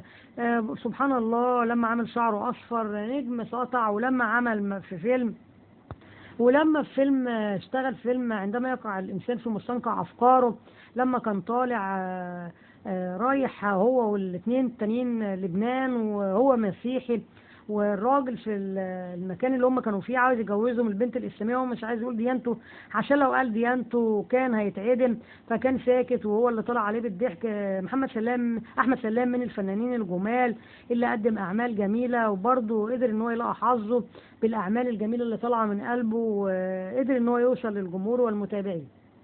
احمد مكي عمل اعمال اتش دبور وسيرينتا والمسلسل الكبير اللي دوت بقى حاله خاصه جدا، مفيش حد في المكانه ديت قدر ان هو يعمل العمل دوت بالشنب الكبير بالحواجب الكبيره، الكبير بتاع بلده اللي الناس بتسمع كلامه، واللي كانت معاه زوجته في الاجزاء الاولانيه بنت سمير غانم، دنيا سمير غانم، وبعد كده البنت ومربوحة اللي كانت طالعة معاهم. أحمد سلام عمل شخصيتين في المسلسل، لما كان بيمسك إن هو بيتكلم بيعمل على السوشيال ميديا. أحمد مكي كان عامل الشخصيات اللي هي الولد الأجنبي، والشخصية التانية اللي هو وشه فيه زي التعسيس دوت، الوش المسفري ده بالشعر الأحمر، يعني كده الشخصية اللي هو كان العمدة الكبير بتاع البلد، الأخ الكبير، وشخصية الأجنبي أبو شعر طويل مضفر، والشخصية الثالثة اللي هو حزلقوم في الفنان سمير غانم ومراته دلال عبد العزيز، وطلعوا بنتينهم دنيا سمير غانم وام سمير غانم. سمير غانم كان بيعمل مع لبلبة وبيشتغل مع يونس شلبي والناس القديمة ديت، ومراته كمان دلال عبد العزيز طلعت واشتغلت معاه افلام عديدة، كانوا الاتنين بثنائي مع بعض، واشتغل مع نورة، اشتغل مع فريد شوقي. وفي عندنا صلاح السعداني برضو عمل افلام كتير، في عندنا احمد بدير، في عندنا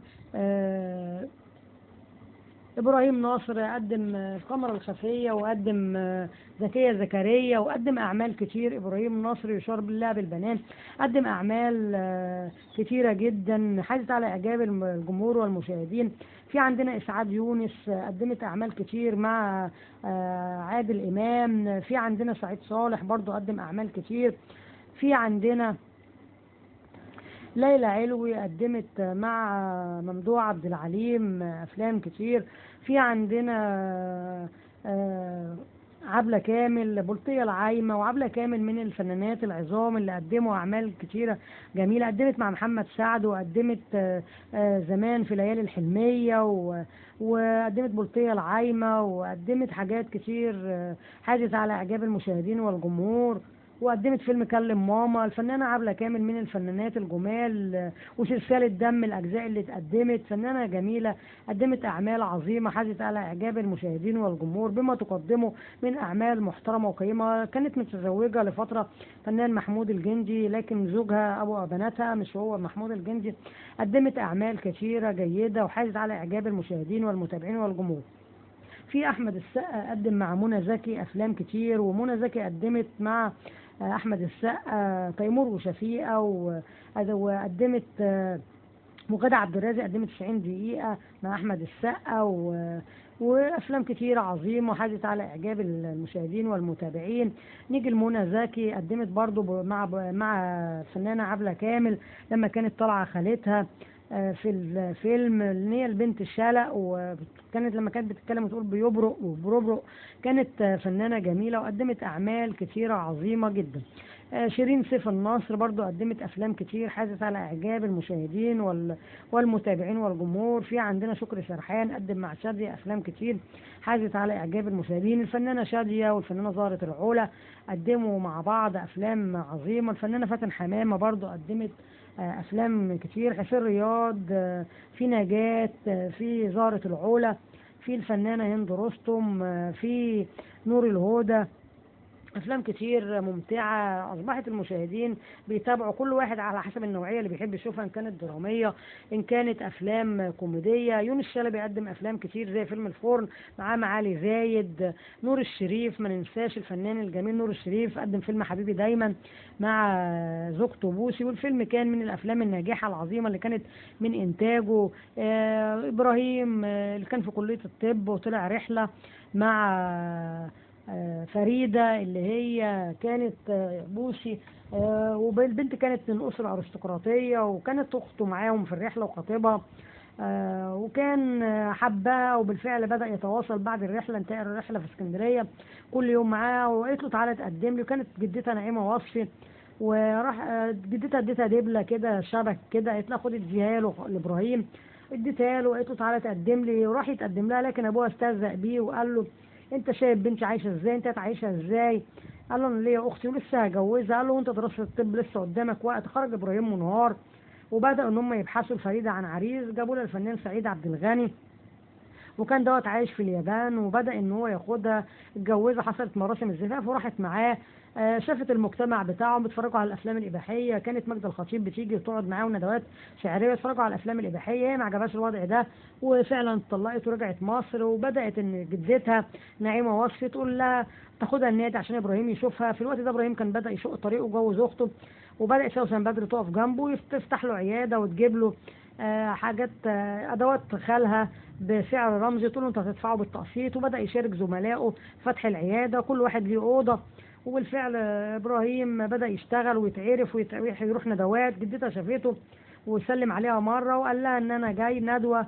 قالت له انت بقيت دكتور مشهور، واداها كارت، قالت له كمان كارت. المهم بعد كده رجعت فريده، وجدتها حبت تقربها تاني من ابراهيم، وابراهيم شافها وقالت له ده فريده هنا، وكانت في المستشفى، راح ووقف جنبها، عرف للاسف من الدكتور ان هي عندها السرطان وان في اخر ايامها، وبدا يطلبها من ابوها. ابوها وافق عشان عارف ان هي خلاص حالتها خلاص متاخره وان هي هتموت، وبالفعل اتجوزها وبداوا يروحوا يقضوا شهر العسل في لندن، وبدا يعمل لها اشاعات وفحوصات. قالت له ليه بتعمل لي كده؟ قال لها عشان احافظ على حياتك، عشان انت غاليه عندي. وبالفعل اكتشف ان هي خلاص كلها شهور وهتموت. بتقول له احنا هنحوش، قال لا لا احنا مش هنحوش، احنا هنتفسح بكل الفلوس. وهو كان ساب سوسن بدر اللي وقفت جنبه عشان حبيبته فريده. وبالفعل بدا ان هو كانت في حياتها الاخيره، وهي راحت خرجت يوم صحيت ما لقيتوش، سايب لها جواب، راحت العياده عرفت ان هي الدكتور اطلعها ان هي خلاص باقي لها شهور وهتموت. وقالت له انا عرفت يا ابراهيم، وكان مشهد جميل جدا للاسف، بس كان للاسف وهي بتبكي انا هموت، وحضنها. وجت اليوم على البحر، اليوم اللي اتقابلوا فيه على البحر زمان، نفس المكان راحوا اتقابلوا فيه، وهي بتغرب بحياتها عنه، وماتت في اليوم دوت على البحر. وبدأ ان هو ابراهيم كده كان فيلم حبيبي دايما من الافلام الجميله. عمل فيلم تاني انتج فيلم تاني فنان الجميل نور الشريف في العاشقان، لكن ما حققش نسبه النجاح اللي حققها فيلم حبيبي دايما. ف كان فيلم حبيبي دايما هو اشد نجاحا. الفنان نور الشريف عمل افلام كتيره وناجحه، ومنهم فيلم العار وسواق الاتوبيس وليله ساخنه مع لبلبه، وقدم افلام كتير وفيلم سواق الاتوبيس من الافلام الجميله اللي بتشهد للفنان نور الشريف لما كان ابوه الفنان عماد حمدي ورايح يلم عشان الورشه بتاعت ابوه هيتحجز عليها، وكان عايز يلم لابوه فلوس عشان يشتري الورشه وما تتباعش في المزاد. من الافلام الجميله اللي حققت نسبه مشاهده عاليه، وموجود ومطرق في تاريخ السينما ان هو من اعظم الافلام للفنان الجميل نور الشريف. عمل عائلة الحاج متولي، وكانت من المسلسلات اللي قدمها الفنان الراحل نور الشريف ناجحة ومثابة نسبة نجاح عالية. عمل مسلسلات كتير ناجحة جدا، حققت نسبة مشاهدة عالية جدا. حضرة المحترم أبي برضو من المسلسلات اللي قدمها الفنان الراحل نور الشريف. زوجته بوسي برضو عملت أفلام كتير، مقاولات وغير مقاولات، وكانت بنات حارتنا عملته قدمته مع دلال عبد العزيز. كان من الافلام الناجحه اللي قدموها مع بعض.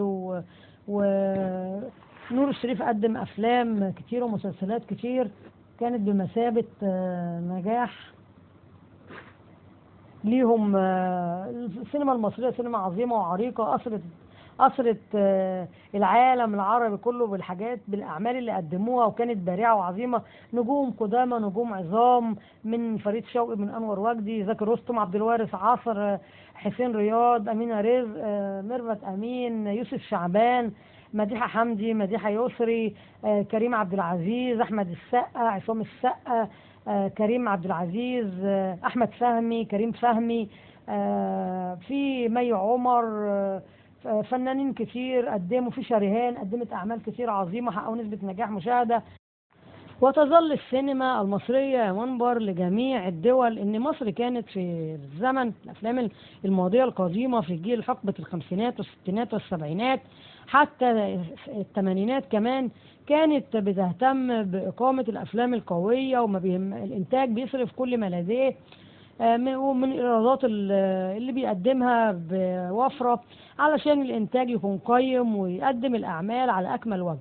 الفيلم لو محتاج تصوير في الخارج بيتصور، محتاج إضاءة جديدة بيتعمل، حتى لو محتاج ضيف شرف وبياخد مبالغ مالية كانوا بيجيبوه لو السيناريو محتاج ذلك. طبعا القصة الجيدة هي بتكون رأس الحربة، أو هي بتكون من أهم العناصر لنجاح العمل. وأي عمل يجب أن يكون جيد لابد له ولازم له من توافر عدة عناصر، منها أهم حاجة القصة الجيدة. بعد كده الأبطال اللي هيأدوا العمل إن بيكونوا أبطال ليهم نجاح سابق ومش بيجيبوا حد مغمور. مع ممكن يكون في فنان يأدي الدور، لكن لو شركة الإنتاج عايزة فلوسها ترجع لها وبوفرة بتبتدي تجيب حد يكون سابقة أعمال، وفنان يكون قدم أعمال قبل كده وناجحة يكون بطل بمعنى الكلمة. طبعا اتكلمنا عن القصة، عن البطل، الإضاءة الخارجية، الإضاءة الداخلية، أماكن التصوير، اللوكيشن الجيد، طبعا راحة الفنان وهو بيعمل العمل، روح الفريق الجيدة، تصوير الخارجي، السفر، اللي بيتقدم في جميع أنحاء العالم للعمل، من شواطئ، من مناطق ومتنزهات خلابة، متنفس كده للفيلم. لو الفيلم طبعا أفلام عيد وبيتقدم في الصيف والكلام ده، الشواطئ تيجي، إطلالة البحر بقى لها فعل السحر كده، بتبقى جميلة جدا. يخوض شواطئ الكلام ده كان زمان حتى في الافلام الابيض والاسود القديمه بتاعت مديحه يسري، محمد فوزي، اسماعيل ياسين، احمد رمزي، في ابن حميد، وفي الكلام ده كله. اطلاله البحر بتخلي المشاهد قاعد مش عايز يقوم وبيسرح في البحر وجماله. كذلك الاعتماد على المناظر الخلابه بيبقى ليها عامل من عوامل نجاح الفيلم، غير انه يتصور جوه شقه مغلقه، جوه حجره مغلقه، جوه اسانسير، الكلام ده كله بيخنق المشاهد وبيحس انه مرتاح للعمل.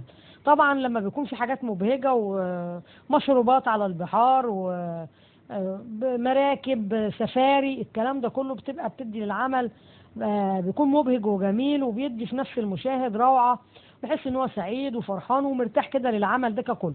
طبعا كان زمان ما بيبخلوش على الانتاج، فاطين عبد الوهاب، الناس القديمه بتاع اسيا، الكلام بتاع زمان ده كله. مصر كانت منبر للحضارات ومنبر لان هم بيجوا من لبنان وبيروت قاصدين مصر، لان بيبقى فيها الفنان بيبقى ناجح، اي حد عايز يبدا طريقه الفني بيجي لمصر.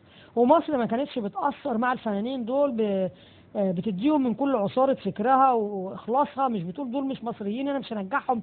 فريد الأطرش نجح في مصر، في نور الهدى نجحت في مصر، صباح نجحت في مصر جاية من لبنان وعاشت في مصر وقدمت أعمال كتير في مصر. في الفنان أنور وجدي برضو كان بارع وأبدع في إن هو الإنتاج والتمثيل كمان بإطلالته الجميلة، وإن هو شارك صباح في عريس مراتي، وعمل فيلم جميل جدا ومعاه الفنان فريد شوقي والفنان وحش الشاشة الجميل راحل فريد شوقي، قدم أعمال كتير، وبنته رانيا فريد برضو قدمت من شربات مع أبوها لما كان معاه بنتينه التوأم، اللي واحدة اتخطفت منهم وهم صغيرين، وواحدة اتخطفت لواحد محترم وكانت مذيعة، والتانية كانت مع شلة من بتاعة سرقة ذهب والكلام دوت، والبنت كانت جميلة وفرفوشة، التانية متعلمة ومذيعة وديت فرفوشة. فكان الفيلم من الأفلام الجميلة. من شربات كان فيلم جميل جدا، والبنت قالت له يعني أنت ربيت ديت وسبتني أنا؟ قال لها يا بنتي أنت خطفتي، وكانت جاية تسرق الفيلا، وقعد يقول لها إيدك خفيفة وأنا عايزك ترجعي البيت وأختك، وبقى يجيب لها فساتين وتنزل تلخبط الحفلة وتنزل تلخبط الدنيا. فكان من الأفلام الجميلة جدا.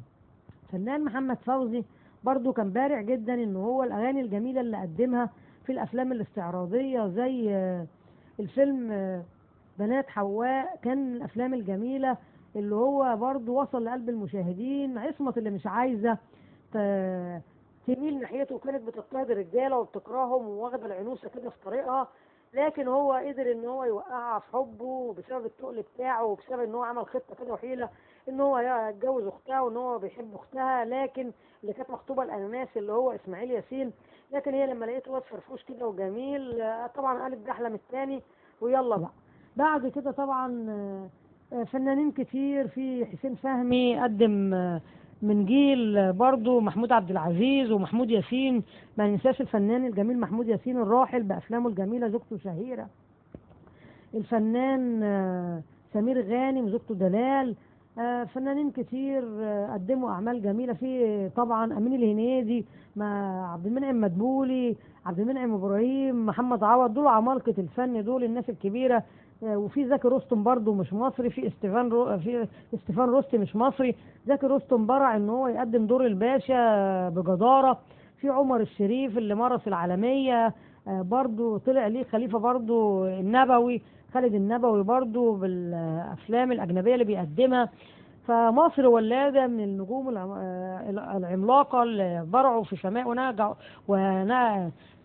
لمعوا في سماء الفن وقدموا حاجات جميلة جدا أثرت السينما المصرية. ففي القديم كان الاهتمام بالأفلام مدة كبيرة، بيتم التمثيل قرابة ممكن سنة ممكن سنتين. حتى كوكب الشرق الراحلة أم كلثوم عملت فيلم فاطمة ووداد، من الأفلام الجميلة جدا. فاطمة الممرضة اللي حبها أنور وجدي ونجحت مع الفنان أنور وجدي جدا في الفيلم دوت، كما لو كانت برضو كأنه قابل مميز. عملت فاطمة كانت الممرضة اللي بتشتغل عند أخوه الباشا، جاية من طرف المستشفى تشتغل عنده، حبها، وكان أخوه الكبير الفنان سراج منير، وكان طبعا دوت ايوه، واخوه الوسطاني ايوه كده كده تمام، لكلمه توديه وكلمه تجيب. والتاني كان بقى بتاع الدنجوان بتاع الستات اللي كان على علاقه بمشكيب، لكن قالها البنت فاطمه ديت الممرضه ممكن اطولها بارخص الاسنان، لكن البنت كانت من منطقه شعبيه وشريفه، رفضت، قالت له بالجواز. اتجوزها عرفي وسافر معاها، وبعد كده بدأ ان هو عاوز يتملص من الموضوع بعد ما راح حارتهم وقعد الفرح والكلام ده. كانوا كل ما يجوا لها دي طق الباجور في وشها، دي بتولد، دي القرنطاش زهق، وقرر ان هو يمشي من المكان علشان الحربي او مش عاجبه. وبعد كده رجع تاني البنت الاولانيه خطيبته، وهي جت زوجته فاطمه وقالت له ان هي حامل، لكن هو تنكر ليها. وامها كانت بتربي ابن اخوها اليتيم، امها قالت لها جيب حيله، انا عايز الورقه عشان اخويا مش مصدق ان انا متجوزك، بيحسب ان انا عايش كده. قالت له يا نهار ابيض، انا ما عايش كده، خد الورقه وريها له. امها كانت راحت للمحامي راجل كبير فصح افندي في الشارع، كان راجل عقر، قال لها انا اروح ايه اصور لك الورقه، وصور الورقه. بس الراجل بتاع التصوير الفوتو راح عمل ايه، خد الورقه الاصليه واتصل بالباشا وقال له ورقه اخوك عندي ومعرفش ايه، والقصه اللي كلنا عارفينها.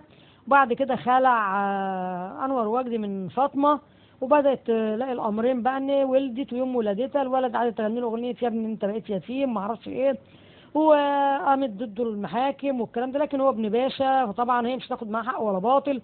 راح خطب البنت اللي كان بيمشي معاها الاول، وهي كانت سيئة السمعه وكانت مع واحد صاحبه والكلام ده كله، وقال لها ان الكلب اوفى منك والكلام ده كله. فقرر ان هو يرجع حاره عند فاطمه، ولما رجع عمل اكسدام حادثه، وبعد كده في المحكمة قرب ابنه ورجعت فاطمة ليه. فكان من فيلم فاطمة من الأفلام الرائعة، وأنور وجدي للشهادة أفلامه كلها جميلة، من ساعة فيلم دهب مع ماجدة الفيلم الجميل، البنت اللي لقاها صغيرة، وفيلم دهب من علامات السينما برضو لما لقى دهب على باب الجامع وهو ماشي بيزمر بالبالونات، وماجدة كانت بنت عمها اللي هي رميتها قدام الجامع عمالة تتلصص من بعيد كده تشوف مين اللي هياخدها، وبالفعل لقاها معدية وهي الإشارة على راسها، قال لها تاخديها البنت ديت وخدي عليها بالونة.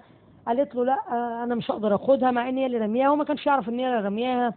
فعرفت مشيت وراه، عرفت مكانه وخدها البيت عنده، كانت أوضة في حي شعبي فقير. بدأ إن هو يغني لها والبنت بتعيط ويزمر لها، طلعت الفنانة الجميلة زينات صدقي قالت له أنت إحنا مش هنبطل الإزعاج بتاعك ده، أنت عايز إيه؟ لقيت بنت، قالت له يا نهار أسود مين جايب البت ديت؟ قال لها دي بنتي. قالت له خلفتها أنت اللي ما شفنا لك ست ولا شفنا لك حد. المهم قال لها البت بتعيط، هي أعمل لها بيض بالبسطرمة؟ قالت له بيض بالبسطرمة؟ يا نهار أسود ده أنت تموتها. الله خلاص راح بدأ إن هو قالت له هات لها لبن، راح جاب اللبن وغيرت البنت، هو طالع بيحسب ده ابنه. قلت له لا دي بنتي يا استاذ انت ما تنامش جنبها على السرير. ربى البنت وكبرت، وتشاء الصدفه بقت تضرب على الرق كده، وتشاء الصدفه ان هي تمر في يوم من قدام الفيلا بتاعت ابوها سراج منير وتلاقي تفاحيه، ويخشوا ريحه الفيلا عشان ريحه الملوخيه بالارانب. وهنا الراجل بيبص للبنت نظره ثاقبه كده، يعني قال دمه حنلها. وفي الاخر بتقف ماجدة على السلم وبتشوفها وبتبدا تروح له وحيد والقصه بقى، والبنت ربنا بيعملها طاقه القدر ليها ان بتبقى نجمه شهيره وبتغني وبترقص وتقلد كاريوكا وتقلد هنا وهنا. وبعد كده بتبدا ان هي تبقى شهيره جدا ونجمه شهيره. ابوها بيعرف بقى من بنت اخوه اللي هي ماجدة، فبيبدا يقول هي اللي هتنجيني من لعب القمار، لان الراجل والعياذ بالله كان لعيب قمار جامد.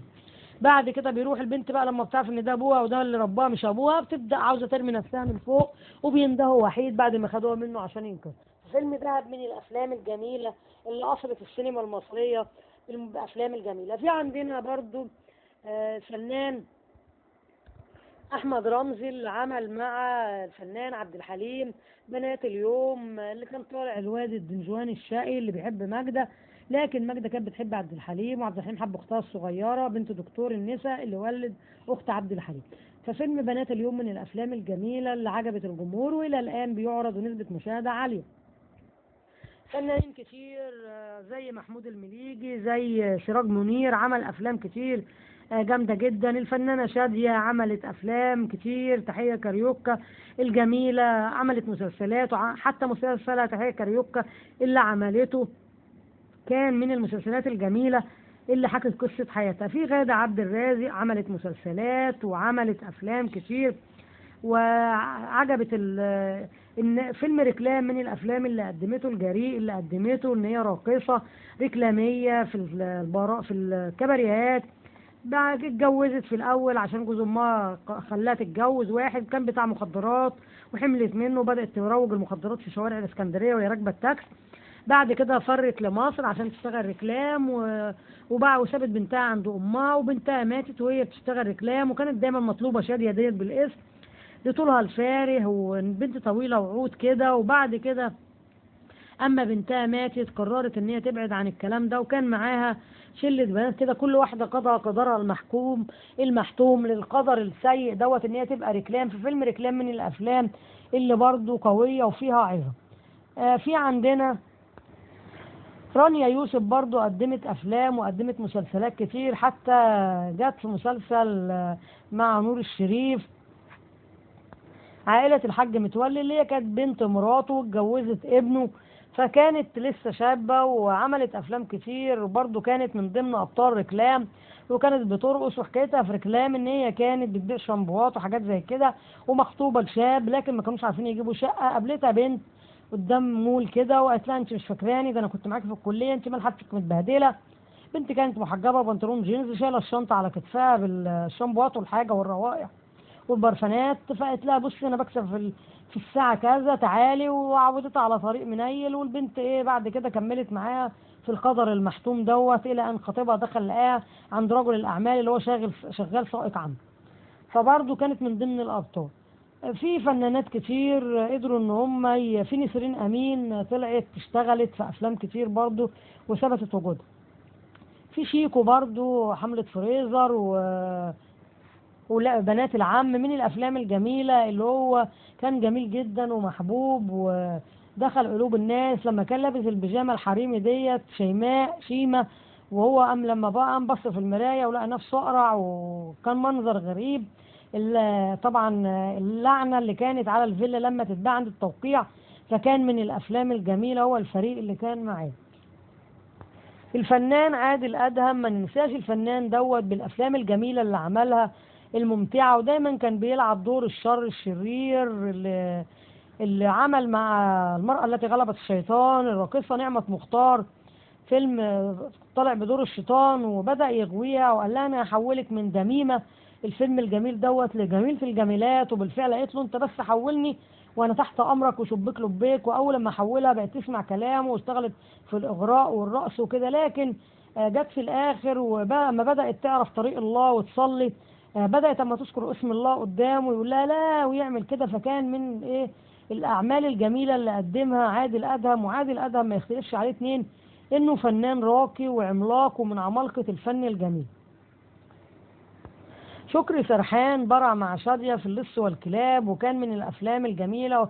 ورد قلبي لما كان طالع ابن عبد الموجود وإن هو كان علي، وطلع في الفيلم ابن راجل جنايني بسيط لكنه حب إنجي بنت الباشا ووقف قدام أخوها أحمد مظهر. وأحمد مظهر كان لسه شاب في ريعان شباب أول مرة يطلع، فكان من الأفلام الجميلة. وعمل مع شادية اللص والكلاب ولما كان بيسرقوا أركاديا وإن هو استخبى عندها وكانت اللعنات بتطوف في طريقه.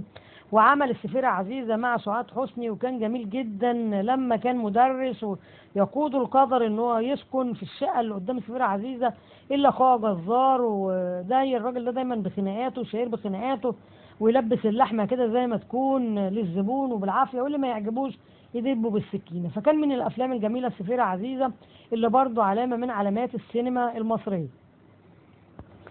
الفنانة وردة الجزائرية الراحلة بالرغم من ان هي كانت مطربة جميلة جدا وجاية من الجزائر وزوجها بليغ حمدي، الا انها قدمت اعمال فنية جميلة يا ليل يا زمن، حكايتي مع الزمان، صوت الحب، كلها افلام جميلة جدا. قدمت مسلسل اوراق الورد جميلة جدا، المدرسة اللي جوزها بياخد منها ابنها وبيطلقها مع مراته ويعيش الولد مع مراته وابنها رجله تتكسر وبتحب المستشار اللي هو.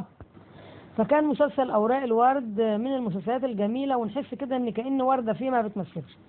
فيلم صوت الحب برضو الممرضة اللي حبها حسن يوسف وحبها برضو ابوه لما لقاها رقيقه وجميله، فحبت تغير وجهه نظر ابوه اللي كان رافض جوازهم، وبعت لابنه جواب قال له الممرضه منى دي بتضحك عليك، ابعد عنها، دي بنت بتاعت سبوبه وبنت بتضحك عليك عشان فلوسك، ابعد عنها. فحبت تثبت له ان مش كل الناس بتتباع وتشتري، وممكن تكون واحده بسيطه غنيه باخلاقها وبكرامتها. جات وطببته، وهو كمان الراجل حبها واخوه حبها وبنته حتى اخت محسن حبتها. ففيلم صوت الحب من الافلام الجميله. حكايتي مع الزمان من الافلام الجميله مع رشدي أباظة، وكان سهير اللي بتغني مع يوسف وهبي والفرقة ديت ولبلبة. فالفيلم كفريق كده، وسمير صبري كان من الأفلام الجميلة جدا. لما نيجي عن الفنان سمير صبري اللي عمل فيلم مع عادل إمام جميل جدا، فيلم البحث عن الفضيحة، اللي كان مع كل شوية يقول له هتعمل كده لا هتبقى زي كذا، يقول له ايه عمل ايه دوت، يحكي له قصص، يحكي له قصة ده اللي شعره شاب وده اللي وقع واتخبط بالزهرية. فكان من الأفلام الجميلة البحث عن الفضيحة. عادل إمام الخامل اللي جاي من الأرياف يشتغل في شركة تصميم هندسية، لكن ما كانش يعرف حاجة، وأول لما شاف ميرفت أمين البنت الجميلة في الميكروسكوب اعجب بيها وبقى يرمي نفسه قدام عربيتها، وكل ما يقول انا هروح اتقدم لها يقول له ما اعرفش ايه هو، لكن في الاخر هو وقع في عريف يا ابوي نبيلة السيد واتجوزها. اللي كان عاوز يعمل مقطع السمكة وديلها هو اللي لبس ابشع جوازة، والتاني خد البت القمر. فكان من الافلام الجميلة اللي حازت على اعجاب الجمهور، وللان يعرض ويلاقي نسبة مشاهدة عالية جدا. الافلام دي كنز وتراث عالمي. الأفلام المصرية، مصر ما زالت ودائما وأبدا من منارات السينما العالمية، بس التدقيق والتمحيص شوية في الأعمال بتتقدم وبتكون ذات رونق وذات بهجة وقصة جيدة. فنانين عظام بيأدوا العمل إلى الآن من الخمسينات والأربعينات والستينات والسبعينات. الأفلام يشار لها بالبنان موجودة ومشرفة وبتتعرض.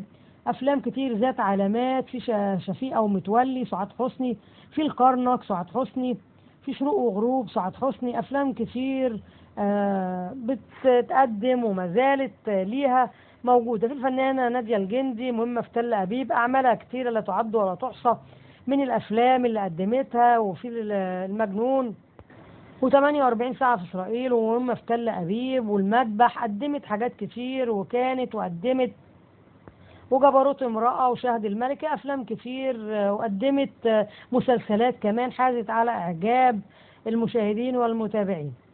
أعمال كتير اتقدمت. في الفنانة يسرى قدمت مع عادل إمام أفلام كتير وما زال. وفي وداليا البحيري قدمت السفارة في العمارة مع عادل إمام برغم فارق السن اللي هي نجحت قدامه. فيلم السفارة في العمارة، الفيلم الجريء اللي أنا بكره إسرائيل وغنى فيه الأغنية ديت. وكان الفيلم من الأفلام الجميلة الجريئة اللي كان تحتها خط أحمر كده، لكن كان من الأفلام الجميلة اللي فيها النجم عادل إمام تألق إن هو بتاع ستات وسنغافورة ومش سنغافورة وكل واحدة ليها ميعاد معاه ووقت.